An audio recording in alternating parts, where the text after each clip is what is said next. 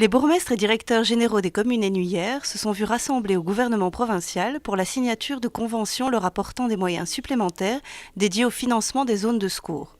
Au total, ce sont quelques 6,3 millions d'euros qui ont été débloqués par la province de Hainaut. L'effort que fait la province du Hainaut pour les zones de secours est évidemment intéressant pour les zones. Ça va leur permettre d'être opérationnels, de remplir les objectifs qui sont les siennes, c'est-à-dire être le plus efficace possible dans la protection de nos concitoyens.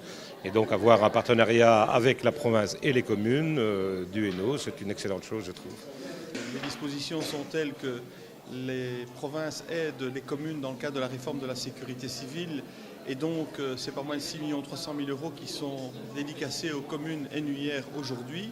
Donc, je me félicite de cette action tout à fait positive pour les communes.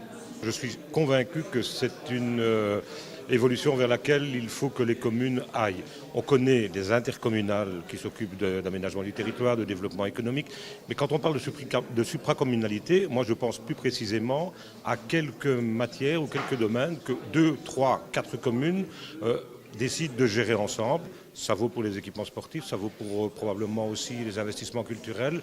En matière de santé, je pense qu'il y a vraiment des perspectives à examiner, plutôt que d'aller parfois, comme on l'imagine, vers de nouvelles fusions de communes qui créent de nouveaux mastodontes, qui créent un éloignement, qui oublient la proximité, alors que des outils qui sont gérés en commun, pour moi c'est ça la vraie supracommunalité. Au-delà des moyens financiers, il y a quand même une symbolique relativement importante à soulever, à savoir que ça renforce et ça consolide les missions de supracommunalité que déjà la province de Hainaut porte depuis de nombreuses décennies, surtout en termes de sécurité.